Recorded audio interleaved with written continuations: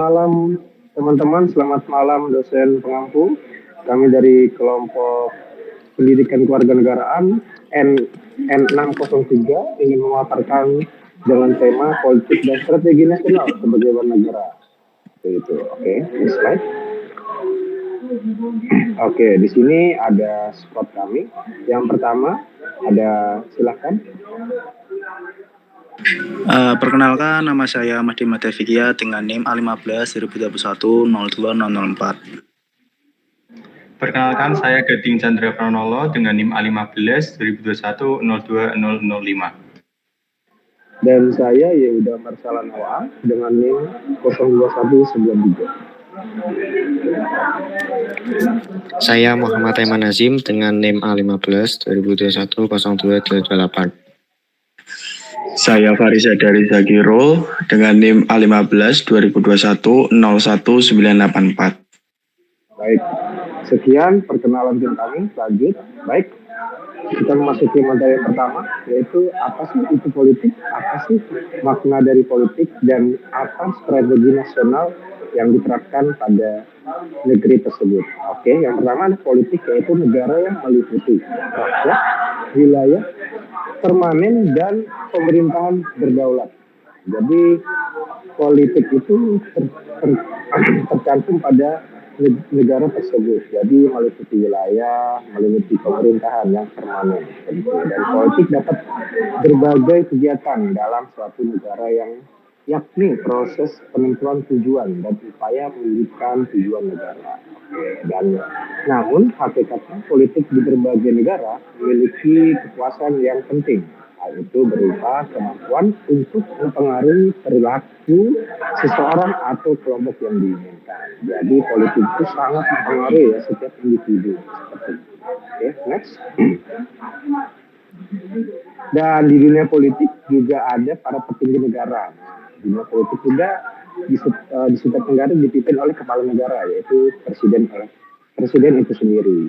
Nah, sesuai kebijakannya untuk mengumpulkan dan melaksanakan sebuah keputusan yang diambil. Jadi presiden itu memiliki hak mengambil keputusan yang sangat tertinggi. Jadi mempunyai hak veto seperti itu. Oke, next.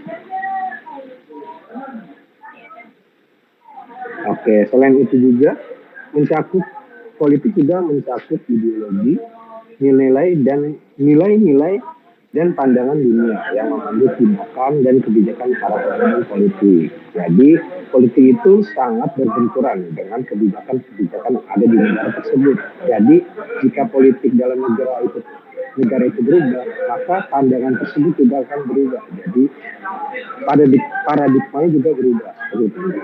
Dan implementasi politiknya juga mengikuti perkembangan berita-berita politik yang ada. Jadi berita politik sangat bersangkutan dengan yang ada di internal negara maupun di eksternal negara.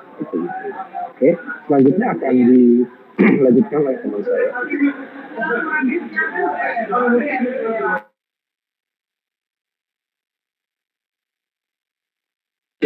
Oke, selanjutnya untuk lalu bagaimana politik diimplementasikan di sebuah negara. Next.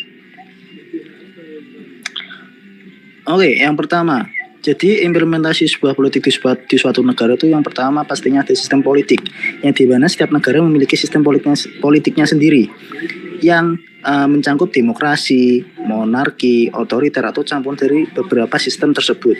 Sistem politik menentukan struktur pemerintahan, pembagian kekuasaan, dan proses pengambilan keputusan. Lalu yang kedua adalah lembaga pemerintahan. Jadi lembaga yang dimaksud adalah seperti lembaga pemerintahan, legislatif, eksekutif, dan yudikatif. Mereka juga berperan sebagai pelaksana politik. Legislatif juga membuat undang-undang, eksekutif juga menerapkan kebijakan, dan yudikatif menegakkan hukum di suatu negara. Next. Yang ketiga, partai politik. Nah, yang paling penting dalam dunia politik adalah adanya sebuah partai. Partai politik merupakan lembaga yang mencoba memenangkan dukungan publik melalui pemilihan umum dan kemudian memainkan peran penting dalam pembentukan dan pelaksanaan kebijakan. Selanjutnya nomor 4, pemilihan umum. Proses pemilihan umum memberikan warga negara kesempatan untuk memilih pemimpin mereka. dan mempengaruhi kebijakan pemerintah. Jadi kalau di Indonesia sendiri, pemilihan umum presiden dan wakil presiden dilaksanakan 5 tahun sekali. Seperti yang kita ketahui sekarang ini lagi gencar-gencar yang namanya pemilu, dan juga diadakannya debat antara capres dan cawapres di Indonesia. Next. Yang kelima adalah birokrasi, yang dimana aparat pemerintah juga turut serta dalam implementasi politik dengan menjadi pelaksana kebijakan dan program-program pemerintah. Birokrasi bertanggung jawab atas administrasi dan penyelenggaraan layanan publik. Yang keenam adalah media dan opini publik. Jadi media massa memainkan peran dalam membentuk opini publik dan memberikan informasi kepada masyarakat. Dalam dunia politik juga media massa ini berperan penting atau kunci dalam sebuah pemikiran yang ada di masyarakat. Jadi kita sebagai mahasiswa tidak seharusnya menelan mentah-mentah apa yang ada di media publik. Hal tersebut akan menyebabkan kita tergiring oleh opini yang publik yang media buat untuk masyarakat umum. Next.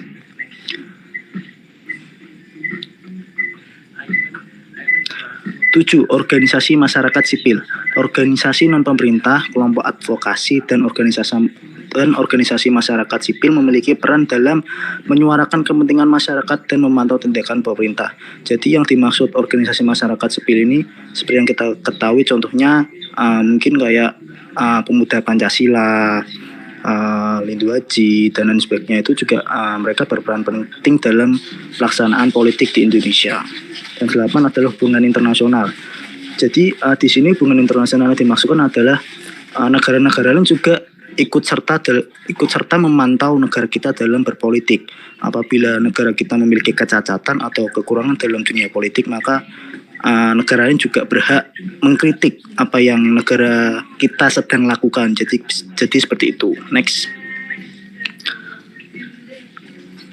Oke, untuk proses implementasi politik tidak selalu berjalan mulus dan setiap negara memiliki karakteristiknya masing-masing, tergantung pada konteks sejarah, budaya, dan kebijakan yang ada. Dalam sistem demokrasi, partisipasi publik dan perlindungan hak asasi manusia menjadi nilai penting dalam pelaksanaan politik. Untuk selanjutnya akan dijelaskan oleh teman saya.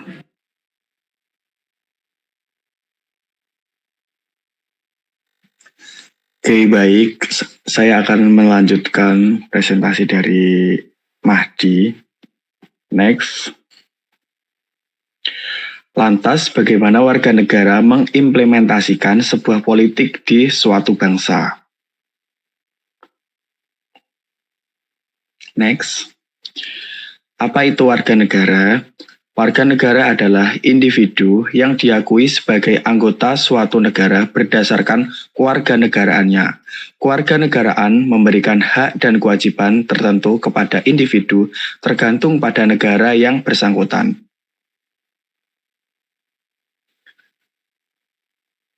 Lantas, apa ciri-ciri umum dari warga negara? Yang pertama, ada kewajiban dan hak. Warga negara memiliki hak-hak tertentu, seperti hak untuk memilih dan dipilih, hak atas kebebasan berbicara, hak atas perlindungan hukum.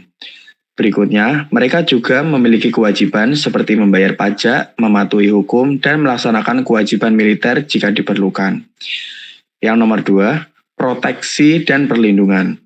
Warga negara memiliki hak untuk dilindungi oleh negara dan sistem hukumnya. Mereka dapat mengajukan klaim atas hak-hak tertentu dan mendapatkan perlindungan hukum.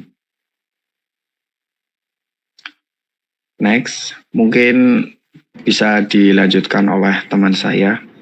Baik, di sini saya akan melanjutkan. Lantas apa ciri umum warga negara? Yang keempat, yang ketiga, kewarganegaraan ganda atau tunggal.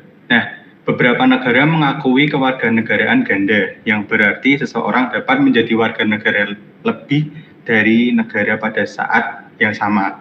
Semisal kita punya teman kewarganegaraan Indonesia dan kewarganegaraan Malaysia, jadi punya dua atau ganda kewarganegaraannya. Sementara itu, negara lain mungkin tidak mengakui kewarganegaraan ganda. Ada beberapa juga negara-negara yang tidak mau mengakui atau tidak mengizinkan warga negaranya itu memiliki status kewarganegaraan yang ganda. Kemudian yang keempat adalah proses kewarganegaraan. Nah, proses pemberian kewarganegaraan bervariasi di setiap negaranya. Ini dapat melibatkan kelahiran di dalam suatu negara, kewarganegaraan otomatis melalui keturunan, atau proses alami atau hukum untuk mendapatkan kewarganegaraan. Contohnya seperti saat kita lahir, orang tua kita berwarga negara Indonesia, terus mempunyai anak, kita lahir otomatis sudah menjadi warga negara Indonesia. Ada juga yang memang dari luar negeri, luar Indonesia yang masuk ke Indonesia dan ingin menjadi warga negara Indonesia dengan melalui proses hukum yang berlaku di Indonesia. Selanjutnya adalah lantas apa ciri umum warga negara yang kelima?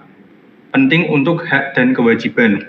Status warga negara penting karena menentukan keterlibatan individu dalam kehidupan politik dan hukum negara. Hak dan kewajiban tertentu terkait dengan status kewarganegaraan. Kemudian yang keenam, kaitannya dengan identitas dan pribadi. Kewarganegaraan seringkali menjadi bagian dari identitas pribadi seseorang dan dapat memengaruhi bagaimana seseorang diterima dalam masyarakat. Selanjutnya akan dijelaskan oleh teman saya. Selanjutnya ada hak warga dalam pemilu. Ada hak memilih dan dipilih. Dua hal ini berjalan sejalan karena setiap warga negara memiliki hak yang sama untuk memilih dan dipilih. Ada juga hak untuk menyalurkan pendapat. Setiap warga negara berhak untuk menyalurkan pendapatnya kepada masyarakat atau kepada instansi yang ia rasa kurang sejalan atau tidak sesuai dengan prosedur yang ada. Selanjutnya ada informasi. Informasi yaitu setiap warga negara berhak untuk mendapatkan informasi yang sama. Hak kebebasan berpendapat. Hak kebebasan berpendapat hampir sama dengan menyalurkan pendapat. Kebebasan pendapat harus berjalan secara timbal balik atau saling memberikan pendapat. Jadi kalau misal kita menuntut kebebasan, kita juga harus memberikan kebebasan kepada orang lain untuk berpendapat. Yang terakhir ada hak berpartisipasi. Hak berpartisipasi dalam hal ini berarti dalam politik. Dalam politik, setiap warga negara berhak untuk memberikan partisipasinya masing-masing untuk berkontribusi dalam politik. Kesimpulannya yaitu, jika sistem politik berjalan dengan baik, maka sistem kenegaraan tersebut juga akan berjalan dengan baik. Sekian dari kelompok kami, kurang lebihnya mohon maaf. Wassalamualaikum warahmatullahi wabarakatuh.